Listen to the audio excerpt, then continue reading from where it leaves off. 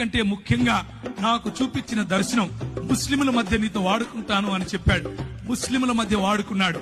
నేను వెళ్ళినప్పుడు 6 మంది, ఒక్క వ్యక్తి ప్రభువుని నమ్ముకోవటానికి 5 ఏళ్లు పట్టింది. ఆ తర్వాత 6 మంది 6 సంవత్సరాలు నాతో వాగ్వివాదం చేస్తూ వచ్చారు. నువ్వేంది, నువ్వు కథ ఏంది, నేను చూసుకుంటామన్నారు. ఆర్ఎస్ఎస్ వాళ్ళు, విహెచ్పి వాళ్ళు నాకు ఈమెయిల్ రాసేవాళ్ళు.